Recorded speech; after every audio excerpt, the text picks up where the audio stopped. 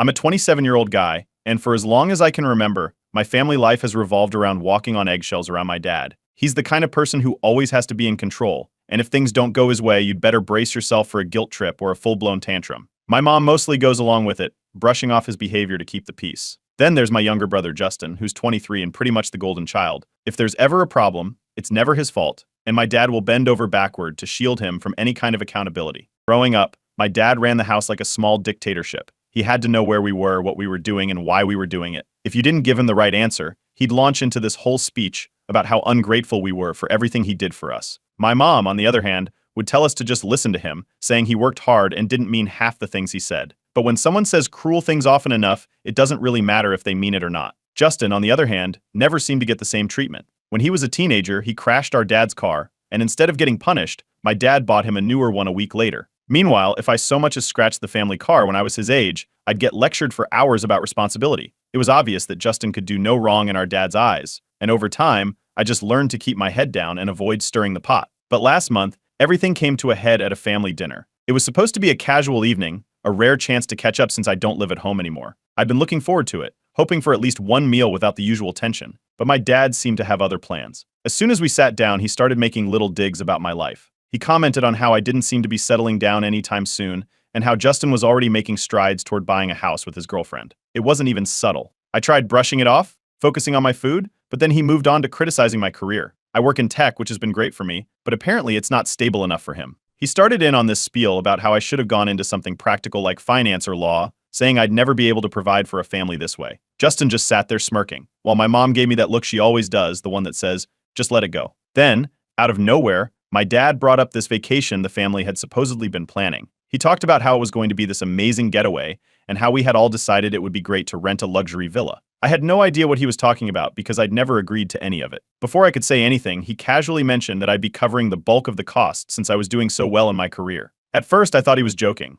When I asked him to clarify, he acted surprised, saying it was already settled and that he'd made the reservations under the assumption that I'd pay. I told him I hadn't agreed to anything like that, and that's when things got ugly. He immediately shifted gears, accusing me of being selfish and ungrateful after everything he's done for me. He went on about how he'd sacrificed so much for this family and that it was my turn to contribute. Justin chimed in, saying it wasn't a big deal and that I should just pay since I could afford it. My mom stayed quiet, as usual, staring at her plate like it was the most interesting thing in the world. I tried standing my ground, pointing out that I'd never been asked about the vacation, let alone agreed to it, but it didn't matter. My dad was on a roll, pulling out every manipulation tactic he could think of. He even tried to guilt trip me by saying I was ruining the vacation for everyone else. By the end of the dinner, I was seething. I left feeling like I'd been backed into a corner, but that night, I realized I'd had enough. This wasn't just about the vacation, it was years of being manipulated and guilt-tripped, of being treated like I owed my dad something just for existing. I started researching emotional manipulation and talking to friends about what had happened, and the more I learned, the more I realized how toxic the whole situation was. Justin, of course, thought I was overreacting when I brought it up later.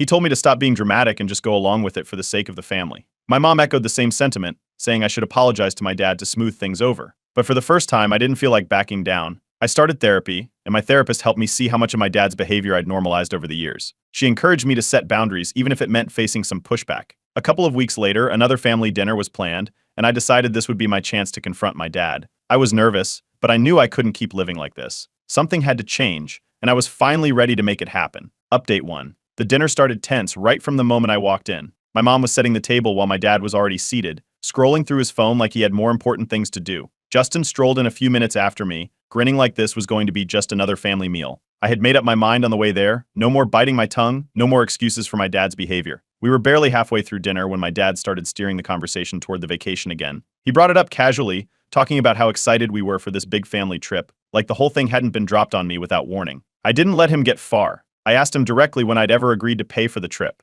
and the room went silent. My dad looked up from his plate, caught off guard. He quickly recovered, waving it off like I must have forgotten our agreement. Justin chimed in, saying it was no big deal and that I should stop making a fuss. I wasn't letting it slide this time. I told him I hadn't agreed to anything and had the receipts to prove it. That's when things started to spiral. My dad leaned back in his chair, his tone shifting to one of those faux calm lectures I'd heard 1,000 times before. He claimed he was only trying to bring the family together and that I was making up stories to avoid pulling my weight. He even said I'd misunderstood him and that I should be more grateful for everything he's done. Justin jumped in, backing him up like always, throwing in something about how I was making this harder than it needed to be. I wasn't backing down. I pulled out my phone and showed the text messages he'd sent me, where he explicitly said I'd be paying for the villa. I watched his face shift from surprise to anger. He accused me of trying to embarrass him in front of the family, saying I was dredging up old issues just to stir the pot. My mom sat frozen, her eyes darting between us like she was praying for the argument to end. At this point, I pointed out how this wasn't the first time he'd used guilt and manipulation to get what he wanted. I brought up specific examples, like how he'd pressured me to take out a loan for Justin's car repairs a few years ago, or the time he made me cancel plans with friends to babysit for Justin because family comes first. My dad denied all of it, calling my examples exaggerated and accusing me of trying to paint him as the bad guy. Then something unexpected happened. My mom, who had been quiet the whole time, spoke up. She said she'd noticed these patterns too, but had always been too afraid to say anything. For a second, I thought things might shift, but that hope didn't last long. My dad turned his frustration toward her, asking why she would betray him like this. Justin cut in, calling me selfish and saying I was trying to break the family apart for attention. I stayed calm, even as things got more heated. I explained that this wasn't about winning or being right, it was about the years of emotional manipulation and the toll it had taken on me. That's when my dad pulled his signature move, the emotional meltdown. He started tearing up, saying he only ever wanted what was best for us, and that he couldn't understand why I was attacking him like this. He claimed my accusations were unfair, and that I'd ruined what was supposed to be a nice family evening. But I wasn't letting him use his tears as a shield this time. I calmly pointed out that he often used emotional displays like this to deflect accountability and turn the focus back on himself. That didn't go over well. My mom got up from the table, saying she couldn't handle the conflict anymore, and retreated to the kitchen. Justin slammed his fork down and stormed out, calling me selfish and accusing me of destroying Christmas on his way out the door. My dad, now left with just me at the table, dropped the tears and went straight to threats. He said if I didn't apologize and stop this disrespect, he'd cut me out of the will and the family altogether. I told him I didn't care about the money or the inheritance, I just wanted a relationship with him that wasn't built on guilt and control. That seemed to catch him off guard, but he didn't say anything else. He just sat there, glaring at me as I stood up and left the table. The drive home was quiet, but I wasn't regretting anything. For the first time, I'd stood my ground and called out the behavior I'd spent years trying to ignore. It was exhausting, sure, but there was a strange sense of relief too, like I'd finally taken the first step toward breaking free from the cycle. I didn't know what the fallout would look like yet, but I knew one thing, I wasn't going back to the way things were. Update 2. The fallout started almost immediately after the dinner. Justin blocked me on every social media platform that night, which didn't surprise me. He's always been quick to cut people off when things don't go his way. The next morning, my phone lit up with a string of messages from my dad. At first they were concerned, asking if I'd calmed down and realized how much I'd hurt the family. When I didn't respond, the tone shifted. The messages became guilt-laden rants, accusing me of being ungrateful and selfish. He went on about how much he'd sacrificed for me, and how I was throwing the family dynamic into chaos. I didn't reply to those messages either. By the end of the week, my dad had expanded his campaign to extended family. I started getting calls from aunts, uncles, and even a couple of cousins I hadn't spoken to in years. Some were neutral, just curious about what had happened. Others were more pointed, saying they'd heard I'd disrespected my dad in front of everyone and asking if I planned to apologize. A few, thankfully, offered support. One of my cousins told me she'd always thought my dad had a weird control thing and said she admired me for standing up to him. Justin, of course, poured gasoline on the fire. I heard through a mutual friend that he was telling anyone who'd listen that I was trying to tear the family apart because I couldn't handle being in second place. He painted himself as the reasonable sibling and me as the instigator. It was textbook Justin. My mom reached out a few days after the dinner. She sounded exhausted, saying she couldn't believe how far things had escalated. She apologized for not stepping in sooner during the argument, but then begged me to make amends. She kept repeating that my dad was under a lot of stress and that the family didn't need more conflict. I listened, but I didn't give her the reassurance she wanted. Instead, I told her I wasn't backing down on my boundaries. Thankfully, my friends were in my corner. When I told them what happened, they didn't hesitate to validate my feelings and remind me that I wasn't crazy for standing up for myself. A couple of them even shared similar stories about their own family dynamics, which made me feel less alone. One friend suggested I write out exactly what I wanted to say to my dad and Justin, not to send it but to clarify my thoughts. It turned out to be solid advice. In therapy, my therapist helped me process the dinner and strategize for what came next. She said I'd taken a huge step by confronting my dad but warned me that pushback was inevitable. She encouraged me to focus on maintaining my boundaries even if others tried to guilt me into compromising. The next major move came when my dad decided to escalate his smear campaign. He started calling more extended family members, spinning a dramatic tale about how I'd been brainwashed by my therapist and friends. He claimed I'd turned my back on the family for no reason and was lashing out at him without cause. I even heard that he was telling people I'd been corrupted by a toxic work culture in the city. The lengths he went to twist the story were impressive, if not absurd. One night, after another barrage of guilt-laden texts, I decided I'd had enough. I drafted a message to both my dad and Justin, clearly laying out my boundaries. I told them I wouldn't engage with any more guilt-tripping or manipulation, and that if they wanted to have a respectful conversation, I was open to it. Until then, I wouldn't be responding. I hit send and blocked both of them temporarily to give myself some space. The reaction was predictably over the top. My dad left a furious voicemail accusing me of cutting him off financially, which didn't make any sense since I've been financially independent for years. Justin, I assume, vented his frustration to anyone who'd listen, but I wasn't paying attention by then. My mom called again, still trying to play mediator. She couldn't understand why I wasn't willing to let this go for the sake of the family. I told her I loved her, but that I needed to prioritize my own mental health. She didn't seem to know how to respond. A few days later, I got a surprising message from a distant cousin. She told me she'd been keeping up with the drama and wanted to let me know I wasn't alone. She shared her own experiences with my dad's manipulative behavior, saying she'd always felt like he used his position as the family's patriarch to control everyone. Hearing that validated so much for me. It wasn't just me, this was a pattern. The more I thought about it, the more determined I became to hold my ground.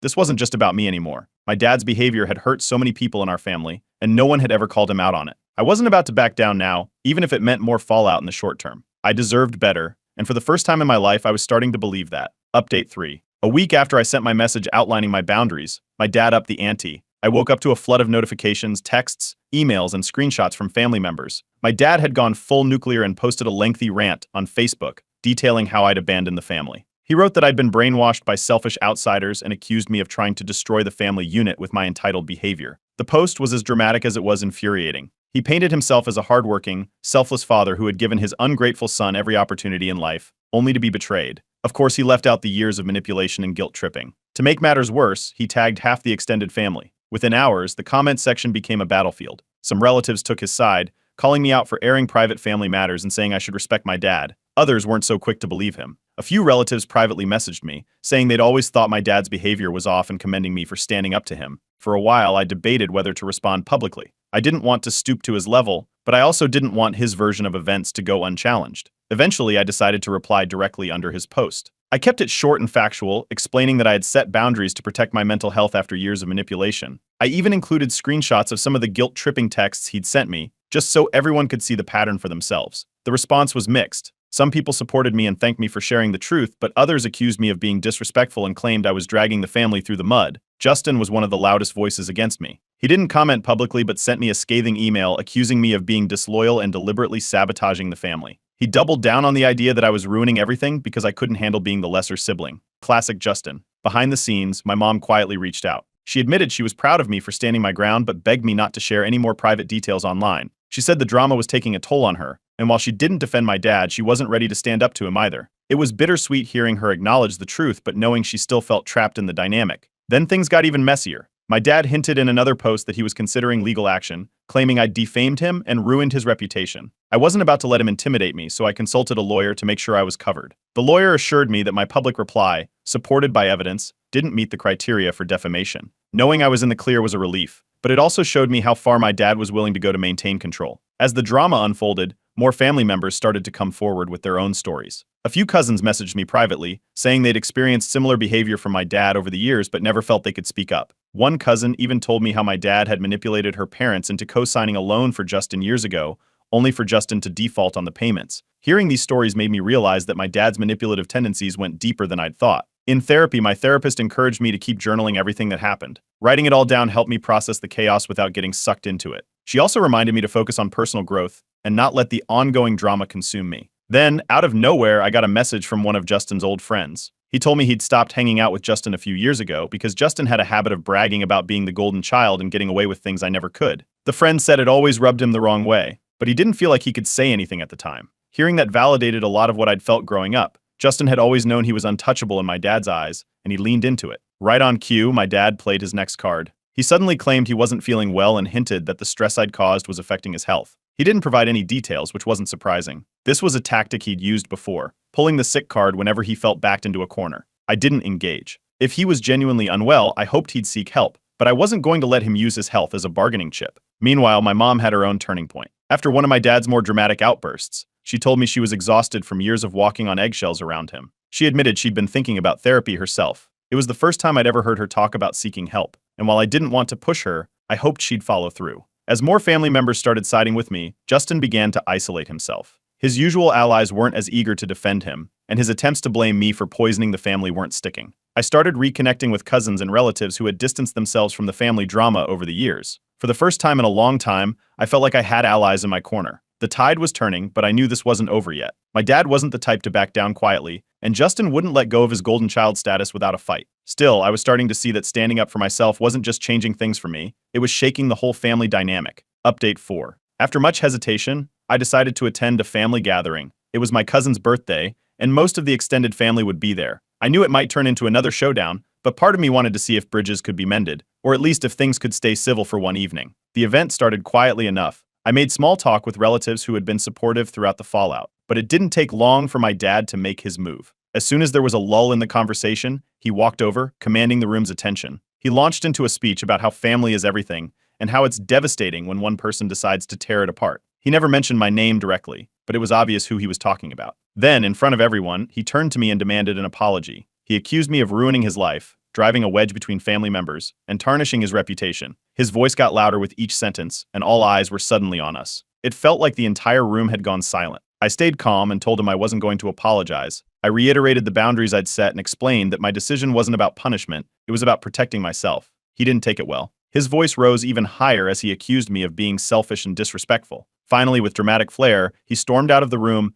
declaring that his own family had turned against him. Everyone was stunned. For a moment, it felt like no one knew what to say. Then, out of nowhere, my aunt, one who had always stayed quiet during family conflicts, spoke up. She shared her own experience with my dad's manipulative tendencies, saying she'd always felt like he used guilt to get what he wanted. Her words seemed to break the tension in the room, and a few other relatives chimed in, sharing similar stories. Justin wasn't having it. He jumped into the conversation, accusing me of turning everyone against our dad. He claimed I'd been twisting the narrative and making things worse for attention, but his outburst didn't have the effect he wanted. Instead of rallying to his side, a few relatives started questioning his role in the drama. They pointed out how much he benefited from the family dynamics and how quick he was to blame others when things didn't go his way. Then, something I never expected happened. My mom spoke up. For the first time in my life, she openly acknowledged how controlling my dad had been. She admitted that she'd often felt trapped by his behavior but had stayed quiet to keep the peace. Her words were raw and emotional, and they seemed to shift the mood in the room. It was like a weight had been lifted, and for the first time, the family wasn't tiptoeing around the truth. My dad didn't come back to the party.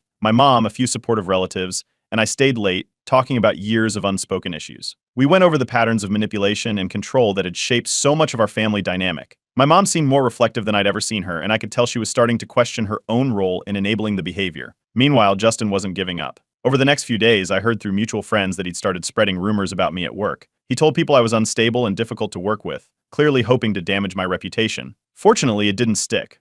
My colleagues knew me well enough to see through his attempts, but it was still frustrating to see how far he was willing to go. I didn't respond to Justin's antics. Instead, I focused on maintaining the progress I'd made. My therapist encouraged me to keep focusing on my own growth rather than getting sucked into the drama. Around this time, my mom reached out to let me know she'd decided to start individual therapy. She said she realized how much of her life had been spent managing my dad's outbursts, and that she wanted to work on breaking that cycle. Predictably, my dad didn't take the shift in dynamics well. A few days after the party, he called another relative to announce that he was officially disowning me, both publicly and privately. He claimed he was cutting me out of his will and removing me from all family matters. I didn't react, partly because I'd heard this threat before and partly because I didn't care. His money or approval had never been the point. What did surprise me was how many relatives started reaching out after the event. Some expressed regret for not standing up to my dad sooner. Others thanked me for having the courage to do what they hadn't been able to. A few even started distancing themselves from him entirely, refusing to buy into his usual manipulation tactics. As the dust settled, I began to feel a sense of empowerment. For the first time,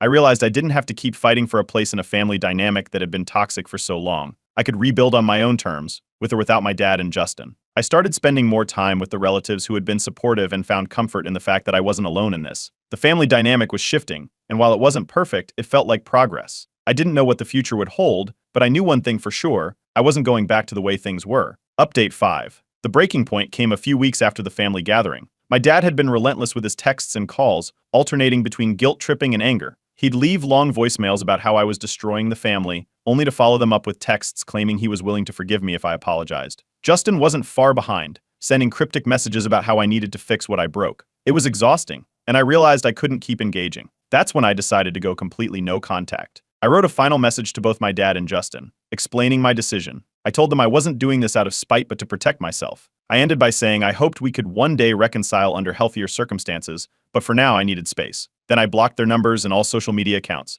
It was the clean break I needed. In the weeks that followed, things started to shift. My mom made the biggest move of all. She decided to separate from my dad. She told me she'd been reflecting a lot since the family gathering and realized how much of her life she'd spent walking on eggshells. For the first time, she seemed ready to prioritize her own happiness. she started therapy, and the change in her was almost immediate. She seemed lighter, freer, like a weight she'd been carrying for years had finally been lifted. Of course, my dad didn't take the separation well. He tried to rally family members to convince my mom to stay, but his influence wasn't what it used to be. Relatives who once would have supported him were starting to see through his behavior. A few even told him outright that they weren't going to get involved. That only fueled his anger, and he tried one last-ditch effort to guilt me through mutual family members. But this time, no one took the bait. Justin, on the other hand, found himself increasingly isolated. Without my dad's usual unquestioning support, Justin's attempts to regain control fell flat. He tried reaching out to friends and extended family, spinning his usual narrative about how I was the problem, but fewer and fewer people were willing to listen. It seemed like his golden child status was finally crumbling. For me, cutting ties brought a sense of freedom I hadn't felt in years. I channeled my energy into my career and friendships, surrounding myself with people who respected my boundaries and genuinely cared about me. My mom and I started spending more time together, and our relationship grew stronger without the shadow of my dad's toxicity looming over us. We had long conversations about the past, and for the first time I felt like we were truly connecting as individuals. In therapy, my progress was undeniable. My therapist noted how much more confident I seemed and how I was finally prioritizing my own well-being. I also found comfort in online forums and support groups, connecting with others who had experienced similar family dynamics. Hearing their stories and sharing my own made me realize how common these patterns of manipulation were and how important it was to break the cycle. Meanwhile, the extended family dynamic continued to evolve. More relatives started holding my dad accountable, openly questioning his behavior in ways they never had before. It wasn't just about me anymore. His actions were being scrutinized on a larger scale. It felt like the entire family was slowly breaking free from his grip. Then came Justin's half-hearted attempt at reconciliation. He sent me a short message, claiming he wanted to move past the drama and be brothers again. But the tone was off. It wasn't an apology so much as a way to save face. I saw through it immediately and chose not to re-engage. I wasn't interested in rebuilding a relationship with someone who couldn't take accountability for their actions. With the weight of the family drama lifted, I started thriving in other areas of my life. At work, I was able to focus more, and it showed. I earned a promotion and recognition for a project I'd been working on for months. It felt like a milestone, not just in my career, but in my journey to reclaim my life. To celebrate, I threw a small party with friends and a few supportive relatives. It wasn't anything extravagant, just a gathering to mark the progress I'd made. For the first time in years, I felt genuinely happy, surrounded by people who uplifted me rather than draining me. Around this time, I also started dating someone new. He respected my boundaries from the start, something I wasn't used to after years of relationships shaped by my dad's influence. It was refreshing, and while it was still early days, it felt like a step in the right direction. Looking back, it's hard to believe how much has changed in such a short time. Cutting ties with my dad and Justin wasn't easy, but it was necessary. It allowed me to build a healthier, more fulfilling life, one where I could define my own worth instead of chasing approval from people who refused to give it.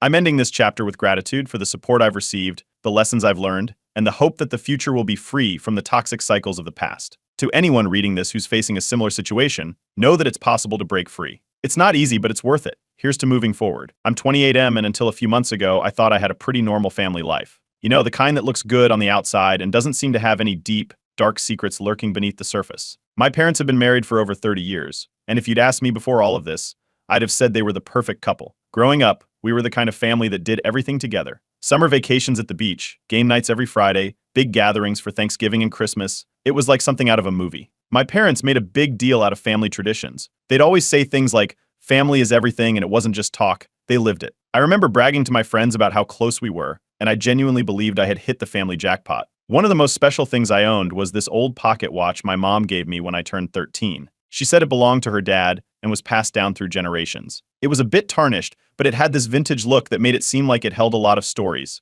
It became a kind of good luck charm for me. I took it everywhere and loved the idea that it connected me to my family's past. But here's where things start to get strange. A few weeks ago, we were having a typical family dinner. It was just my parents and me. Everything seemed normal until I casually mentioned how I'd been wearing the pocket watch a lot lately. I said something like, I love having a piece of grandpa with me. My mom's face went pale, and she and my dad exchanged this look. One of those silent conversations that spouses have. They changed the subject so fast it made my head spin. At the time, I didn't think much of it. I figured maybe it was just a weird moment. Fast forward to Christmas, and my girlfriend got me an Ancestry DNA kit. She thought it would be a fun gift since I'm always talking about wanting to learn more about our family's roots. I was excited about it, and when I brought it up at dinner with my parents, I expected them to be just as curious as I was. Instead, they looked uncomfortable. My dad tried to laugh it off, saying those tests weren't always accurate and that sometimes they just create unnecessary confusion. My mom chimed in, agreeing and suggesting that I shouldn't bother with it. That was the first time I really felt like something was off. It wasn't like them to be dismissive, especially when it came to family stuff. If anything, they usually loved talking about our heritage. My mom has always been proud of her side of the family, Irish roots, stories about her grandparents coming over to the States, that kind of thing. but now they were acting like this test was a bad idea. It made no sense. I sat on it for a few days, but the whole thing nagged at me. It was like an itch I couldn't scratch. So I decided to do the test anyway. I didn't tell them because I didn't want to deal with another weird reaction. It took a few weeks, but eventually the results came in. I was excited to see the breakdown of our ancestry, maybe find out something cool, like a distant relative from a country I never knew about. What I got was confusing, to say the least. The results didn't match up with anything my parents had told me about our family history.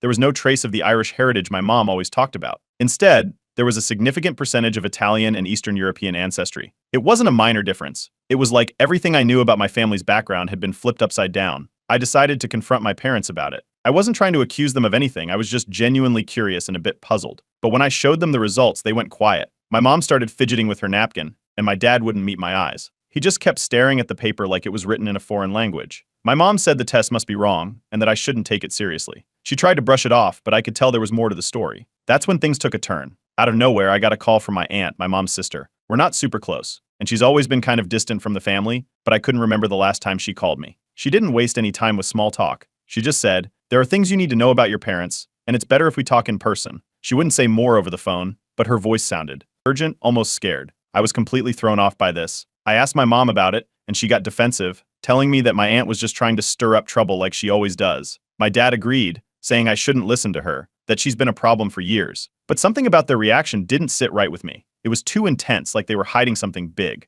I couldn't shake the feeling that there was more to this than just a silly DNA test. It was like I had opened Pandora's box, and there was no closing it now. So against their wishes, I decided to meet with my aunt. I needed answers, and it felt like she was the only one willing to give them to me. That's where I'm at now. I have no idea what she's going to say, but I can't ignore this anymore.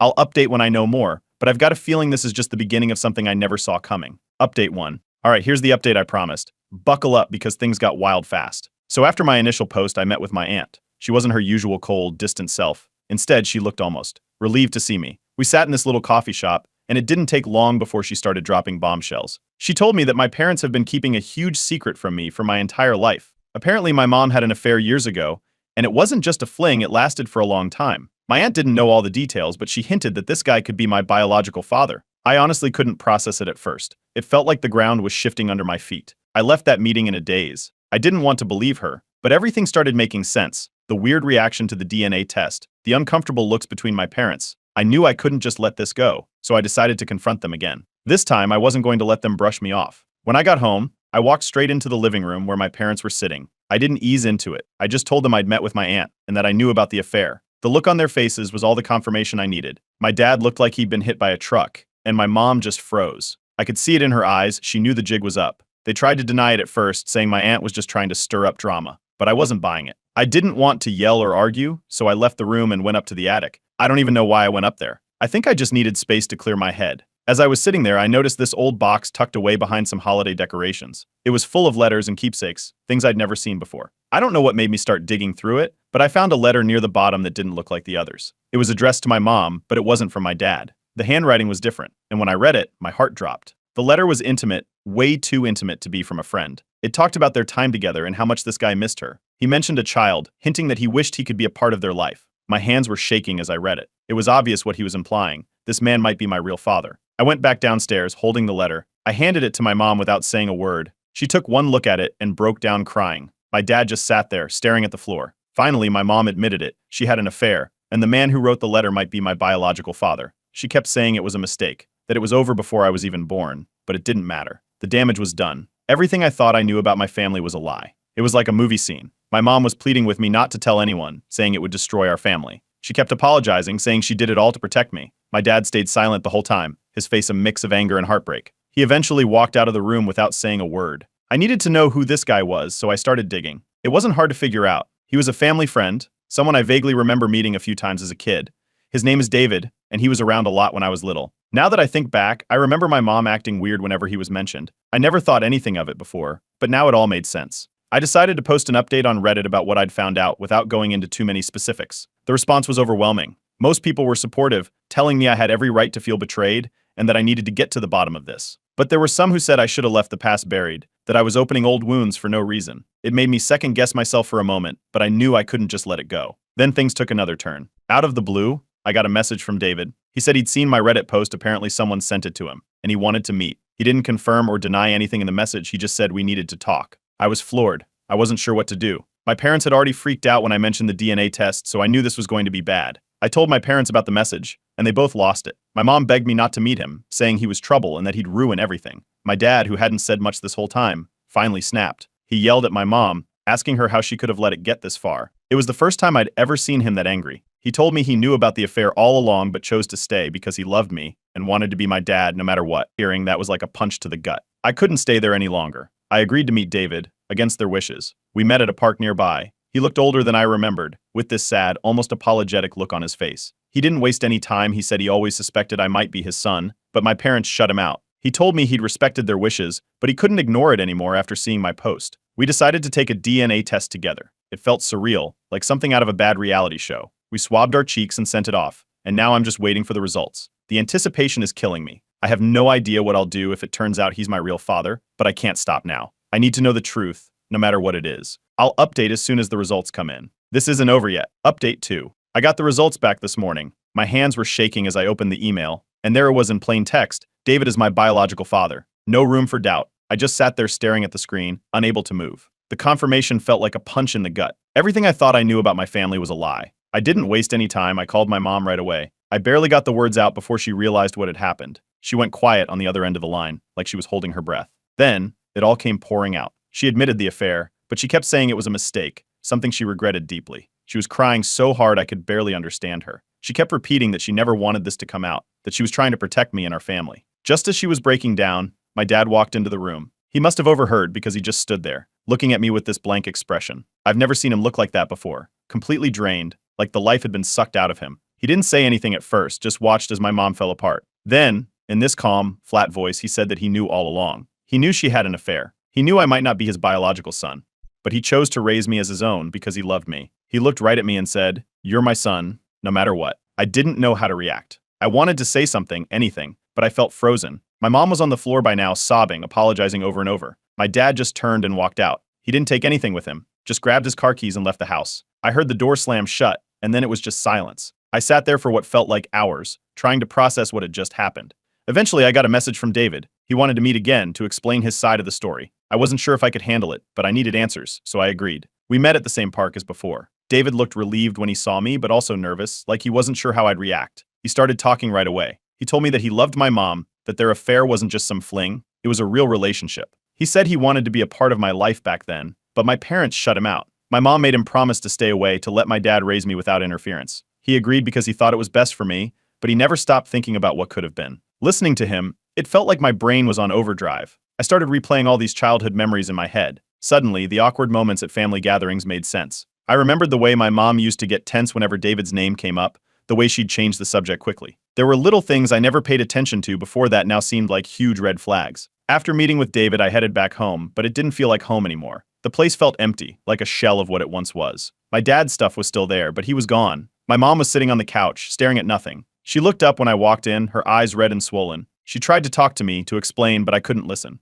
I told her I needed time, that I was going to stay somewhere else for a while. I packed a bag and drove straight to my girlfriend's place. She opened the door and just hugged me. I hadn't even told her what happened yet, but she knew it was bad. I stayed with her for the next few days, just trying to get my head straight. My friends came over, offering their support. They didn't push me to talk, they just let me sit with them, distracting me with movies and games. It helped, but only a little. I decided to write another post on Reddit, sharing the DNA results and what happened with my parents. The response was overwhelming. Thousands of people commented, sharing similar stories, or just offering their sympathy. It felt good to know I wasn't alone, but there were also a lot of negative comments. Some people said I should have left the past buried, that I was selfish for digging into this and ruining my family. It made me question myself for a moment, but I knew I couldn't have just ignored it. David messaged me again a few days later. He told me he wanted to build a relationship with me now that the truth was out. He wasn't trying to replace my dad, but he wanted a chance to get to know me, if I was open to it. I didn't know how to respond. I told him I needed time to think about it. Then, my parents tried to have a sit-down conversation with me together. My mom looked like she hadn't slept in days. She kept apologizing, saying she made all these choices to protect me. My dad was quiet, just staring at the floor. He looked like he'd aged 10 years in the span of a week. I asked about the pocket watch, the one they told me belonged to my grandfather. My mom finally admitted it wasn't a family heirloom. She bought it when I was a kid to make me feel connected to a history that wasn't mine. It was just another lie. I couldn't take it anymore. I told them I needed space, that I was going no contact for a while. My mom started crying again, begging me not to cut them off, but I couldn't stay there. I left and went back to my girlfriend's place. I don't know what the future looks like right now. Everything is a mess, and I don't think I can ever go back to the way things were. I'll update again when I know more, but for now I just need time to figure this out. This whole thing feels like a nightmare I can't wake up from. Update 3. It's been a couple of weeks since my last update, and a lot has happened. After everything came out, I decided I couldn't stay at my parents' house any longer. The place felt like a museum of lies, filled with memories that now seem tainted. I packed up some clothes and essentials, and I've been staying with my girlfriend full time. It's been a strange adjustment, but she's been incredible, giving me space when I need it, and just being there when I don't want to be alone. David reached out again, asking if we could meet. I wasn't sure if I was ready, but I agreed. We ended up at a small cafe. It was awkward at first, both of us just sitting there, unsure of what to say. He brought a stack of photos with him, pictures of him as a young man, his family, places he'd traveled. He wanted me to see parts of his life that I never got to be a part of. I could tell he was nervous, but there was a softness to his expression, like he was desperate to bridge the gap between us. He started talking about my mom. He didn't try to sugarcoat it. He admitted that they had a whirlwind romance, something that felt like a dream at the time. He said he fell hard for her, but things ended in heartbreak when she chose to stay with my dad. He told me he never stopped thinking about me, wondering if I might be his son, but he respected my mom's decision to keep it quiet. It was a lot to take in, but there was something genuine in his voice. Before we parted ways, David asked if I'd be open to meeting his family. He told me I have half-siblings, and they were eager to meet me. I didn't know how to feel about that, excited, scared, overwhelmed, but I agreed to think about it. It felt surreal knowing there were people out there who shared my blood that I'd never even met. Meanwhile, my mom hasn't stopped trying to contact me. She's been sending these long, emotional texts almost every day. In her messages, she keeps saying how sorry she is, that she only lied to protect me, to give me a stable family. It's like she's trying to rewrite the narrative, but it just feels manipulative. I haven't responded to most of them, but it's hard to ignore. I know she's hurting, but I need time and space to figure things out. I posted another update on Reddit about what's been happening. As usual, it blew up quickly. The comments were all over the place. Some people felt sorry for my mom, saying she made a tough choice for my sake. Others were harsh, calling her selfish for hiding the truth just to protect her own image. It's strange seeing people argue over my life, but it helps to see different perspectives, even if it's a bit overwhelming. The situation with my dad hasn't improved either. He's become distant, almost like he's put up a wall between us. We used to talk all the time, but now it's like he's a stranger. I reached out a couple of times, hoping we could have an honest conversation, but he told me he needs space. It hurt to hear, but I get it. He's dealing with his own pain and betrayal too. I started seeing a therapist. It was my girlfriend's idea, and I wasn't sure about it at first, but it's been helping. During one session, I had a bit of a breakthrough. I realized my anger isn't just about the lies, it's about losing the image of a perfect family I held onto for so long. I've been grieving the loss of something that never really existed. It's a tough pill to swallow, but acknowledging it feels like the first step toward healing. After a lot of back and forth, I decided to reach out to my half-siblings. David gave me their contact information, and I messaged them, not really knowing what to expect. They were surprisingly welcoming. We set up a time to meet, and I went in with my guard up, but it wasn't like I expected. They were kind, excited to meet me, and there was this weird instant connection. It was strange seeing parts of myself in them. The way we laughed, our shared mannerisms. It was overwhelming, but also comforting. For the first time in weeks, I felt a little less alone. I had to go back to my parents' house one last time to grab the rest of my stuff. Walking through the front door felt like stepping into a different life. The place was eerily quiet. My mom was there, looking like she hadn't slept in days. We exchanged a few words, but it was strained and awkward. There wasn't much left to say. As I was about to leave, my dad came in from the garage. He handed me an envelope and mumbled something about it, explaining what he couldn't say out loud. He couldn't even look me in the eye. I took it and left without another word.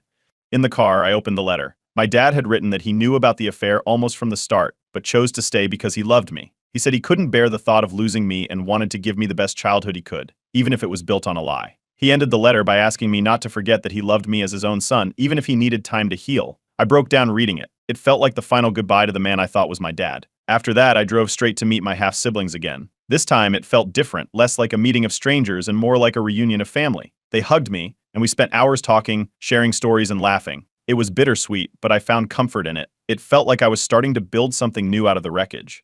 I'm taking a break from social media for a while to focus on healing and figuring out what comes next. I want to thank everyone who's been following my story and offering support. I never expected this to happen, but knowing I'm not alone has made it a bit easier to handle. I'll be back with one final update when I'm ready. For now, I'm just taking it one day at a time. Update 4. It's been a month since I last posted. I needed time away from everything, social media, family drama, and the chaos this whole situation brought into my life. I focused on therapy, spent time with my girlfriend, and got to know my half-siblings better. Honestly, they've been a big surprise. I wasn't expecting to feel so connected to people I'd only just met, but they've become a source of comfort and support, almost like the family I never knew I needed. After weeks of silence, I finally got a message from my dad. It wasn't like his usual short, distant texts. This one was different, thoughtful, almost vulnerable. He wanted to meet and talk about the letter he gave me. I didn't know what to expect, but I agreed. We picked a small park we used to go to when I was a kid. It felt like neutral ground, a place tied to happier memories. When I got there, he was already sitting on a bench, looking out at the pond. He looked older than I remembered, like he'd aged years in just a few weeks. We sat in silence for a while before he finally started talking. He apologized for the way he'd acted since everything came out. He admitted he'd been overwhelmed by the betrayal and didn't know how to deal with it. For the first time, he seemed open, raw, like he was dropping the mask he'd been wearing for years. Then he dropped a bombshell I wasn't expecting. He confessed that the affair wasn't just a one-time thing like my mom had implied. It went on for several years, almost the entire time I was growing up. He knew about it from early on but chose to stay. He couldn't bear the thought of losing me or breaking up our family. He said he hoped that, over time, he could forgive her and move on, but he never really did. He just buried it deep and tried to keep everything together for my sake. Hearing this made my head spin. I thought I'd already processed the betrayal, but this revelation twisted the knife deeper. It wasn't just a mistake, it was a prolonged lie that shaped my entire childhood. I asked him why he didn't leave, why he chose to live in a lie for so long. He looked at me, eyes full of regret, and said he loved my mom deeply, even after everything. He believed he was doing the right thing by staying, trying to give me a stable home. But he admitted that by staying, he let the lies fester and grow. As I was trying to wrap my head around this, my mom showed up out of nowhere. She must have followed us because there was no way this was a coincidence. She looked frantic, like she'd been crying. My dad was shocked. He clearly hadn't expected her to come. Without missing a beat, she started pleading, saying she needed to explain herself. It was chaotic, the kind of scene you see in movies where everyone's talking over each other, voices raised. The argument escalated quickly. My mom accused my dad of trying to turn me against her, saying he was only telling me all of this now to make himself look better. My dad snapped back, saying she was the one who kept the lies going, that she made choices that tore our family apart. It was the first time I'd ever seen them like this, raw and unfiltered. They weren't just my parents, they were two broken people who'd been hiding their pain for years. I couldn't take it anymore. I'd reached my breaking point. I yelled at both of them, louder than I've ever yelled in my life. I told them they'd both failed me in different ways, my mom for lying and betraying my trust, and my dad for staying silent and letting me believe in a false reality. I walked away, leaving them standing there in shock, neither of them saying a word. It felt like I was finally cutting the last thread that tied me to the illusion of the family I thought I had. In therapy, I talked through the whole confrontation. My therapist helped me see that while my parents made terrible choices, they were acting out of their own pain and fear. It's not an excuse, but it does help me start to see them as flawed, broken people rather than villains. It's a bitter pill to swallow, but it's the first step toward understanding, if not forgiveness. I reached out to David after the argument, needing someone who wasn't tangled up in the mess of my upbringing. He listened patiently as I vented, not interrupting once. When I finished, he said he wasn't surprised by what my dad had revealed.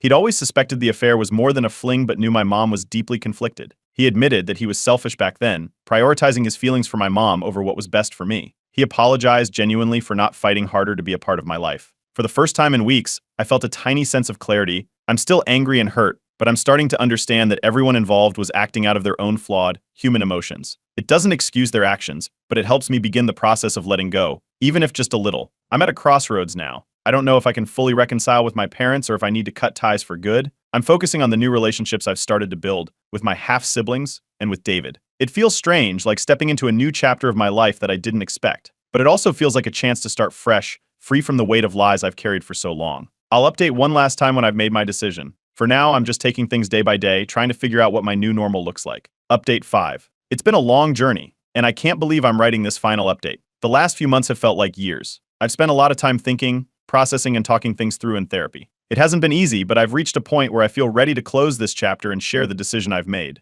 I decided to call a family meeting. I wanted my mom, my dad, and David all in the same room. It was the only way I could get the closure I needed. It was nerve-wracking just to set it up. My dad was hesitant, my mom was anxious, and David seemed uncertain but agreed to come. We chose a neutral place, a private meeting room at a community center. It felt safer than anyone's home, where emotions might run even higher. When we got there, the tension was thick. My mom couldn't stop fidgeting, looking at the door as if she was ready to bolt. My dad sat stiffly, arms crossed, his face a mask of stoic calm. David stood off to the side, looking out of place, like he wasn't sure if he belonged. I took a deep breath and started by laying everything out. I told them how I felt, betrayed, hurt, confused, but also ready to find some kind of resolution. I made it clear that I couldn't keep living in the shadow of their lies. I told them I needed the truth, all of it, no more half-truths or hidden details. I gave them an ultimatum: they either come clean about everything and agree to start family therapy with me, or I walk away. This was their last chance, to be honest, to try and make things right. My mom broke first. She started crying, saying she's been living with the guilt for nearly 30 years. She admitted that she didn't stay with my dad just out of love. She was also afraid of losing the comfortable life they built together.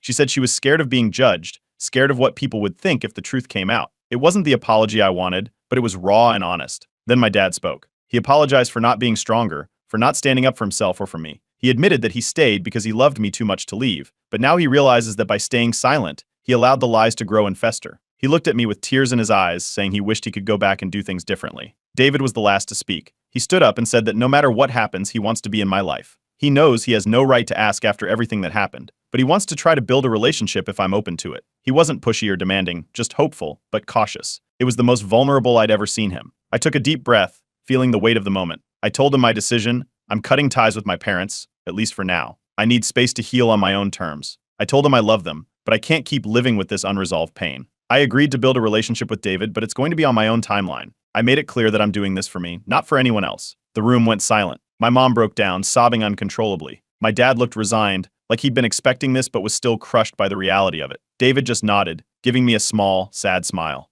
I felt a wave of relief, like a weight had been lifted off my shoulders. For the first time, I felt like I was taking control of my own story. In the months that followed, I focused on rebuilding my life. Therapy became a regular part of my routine, and it's helped more than I can say. I'm still working through the betrayal and the pain, but I'm making progress. I've been meeting with my half-siblings regularly, and it's been surprisingly good. They've welcomed me with open arms, and I've started to feel a sense of belonging that I didn't even realize I was missing. A few weeks ago, my dad reached out. He asked to meet one-on-one. I wasn't sure what to expect, but I agreed. When he showed up, he looked older and more vulnerable than I'd ever seen him. He told me he's been going to therapy too, trying to work on himself, trying to become a better person. He said he knows he can't undo the past, but he wants to be there for me, even if it's just as a friend. We sat there talking for hours.